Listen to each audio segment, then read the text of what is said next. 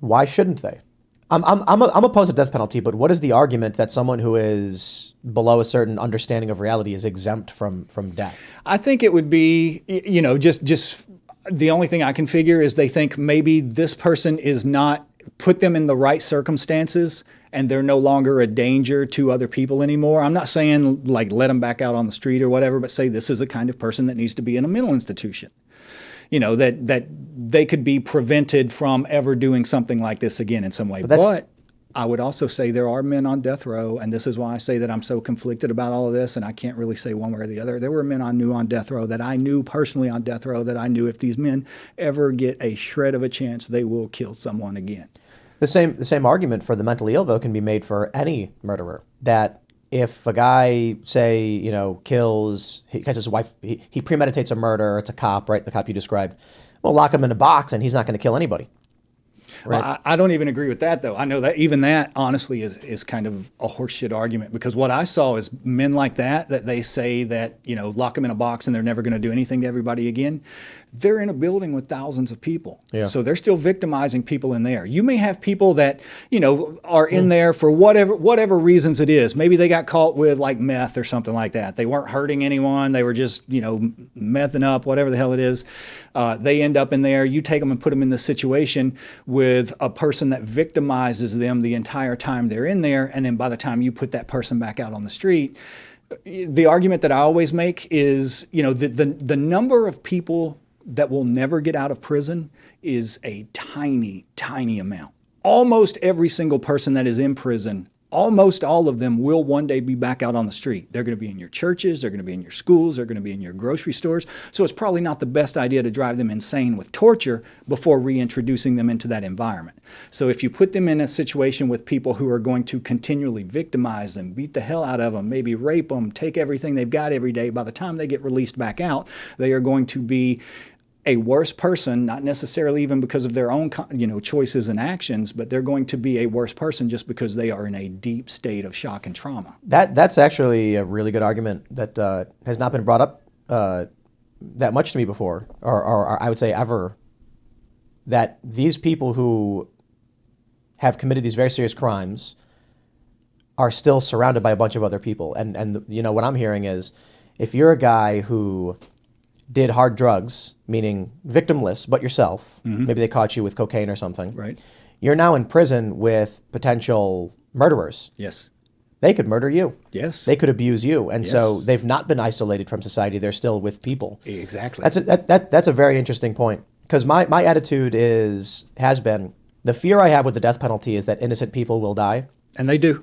And they do. And in your case, for instance, I believe after everything I've heard that this is clearly some kind of cover-up and they attempted to murder an innocent person because it made their jobs easier, and I wouldn't put it past the state to do that. And so then I think about stories like that and I say, I don't care if there are 10 guilty people. The idea that a state would kill an innocent person, it destroys the whole system. The argument, it goes back to Blackstone's formulation. Are you familiar with Blackstone's formulation? No. He said, it is better that 10 guilty persons escape than one innocent person suffer. And then Benjamin Franklin said, it's better that 100 guilty persons escape than one innocent person suffer. And there's the more authoritarian, dictatorial people. Otto von Bismarck said, it is better that 10 innocent people suffer than one guilty person escape. But that idea doesn't work. And the philosophy behind it is, if the people of your society believe that even if they are good citizens, you will still try to kill them, then they have no reason to be good citizens. In fact, they have every reason to try and subvert the system to protect themselves. The system has to show people that if you are innocent, we will not let you die. We will do everything in our power to try and save you. And that means there's going to be a lot of guilty people, or who we say, because there is a preponderance of evidence of innocence, we're going to try and pursue the route of innocence. And that could get some guilty people let go. But then the incentive is to be a good person because we will try to save you. This is why I don't like the death penalty at all.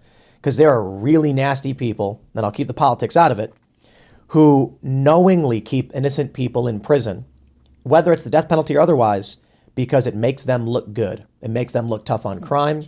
They can use it for their records. But then you end up with innocent people staring down a death sentence. And, I often say this, but you can speak to it way better than I could. I tell people when I argue against the death penalty, I want you to imagine what it must be like to have two men with guns holding both of your arms as you're chained, walking you to die. Imagine think to yourself, in 10 minutes I will be dead. They will kill me. And you didn't do anything wrong. What must that feel like?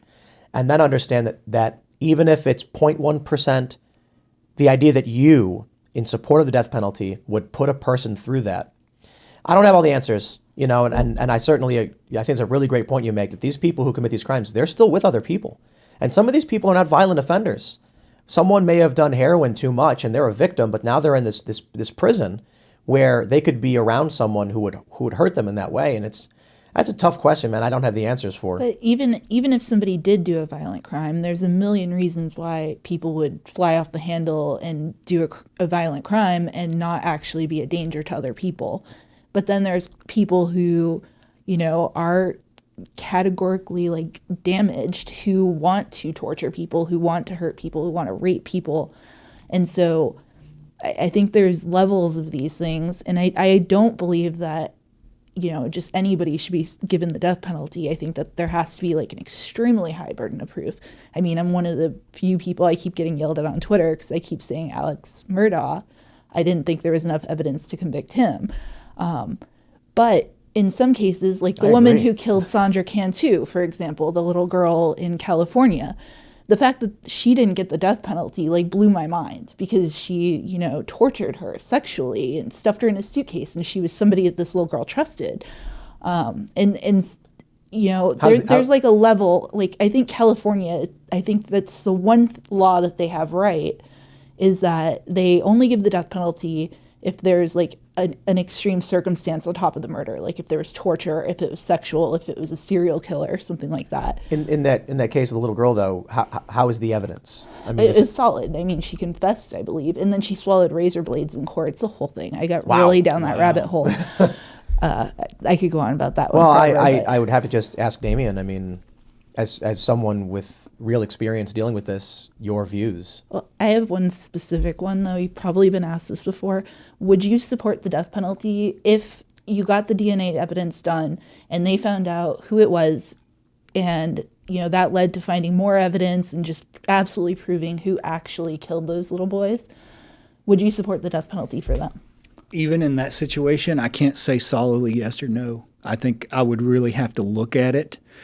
And, maybe it was one of the victim's family members who was cracked out of their mind at the time and didn't, that's not necessarily a serial killer or something. Or maybe it's a cop. Yeah. Maybe it's someone that the public has entrusted, put a huge amount of faith and trust in to uphold society, and this person has used that position to murder someone and almost to murder 3 children and then almost murder me on top of it. It would be really hard for me in that situation to not want someone to seek the death penalty. But something you asked a while ago, something you said, what would it feel like if you didn't do this and you've got people leading you to your execution? I'll tell you exactly what it feels like. It makes you lose all faith and all hope in humanity. You look at everything. You look at the system. You look at the media, because the media in the very beginning, before the evidence started to come out in our favor and all that, the media was cheering it on. You had Oprah Winfrey and all these people doing all these episodes of shows on satanic panic, making people howl for my blood. It makes you realize all of this stuff is flawed. Either it's flawed because humans are flawed, or it's flawed because someone is making money off of it and has a vested interest in promoting a certain image or whatever it is. It makes you look at humanity as being absolutely lost and damned, and you just see every human institution as dirty. It robs you of your faith in humanity. But I think it's there are good people in this world, and there are people who do fight for good.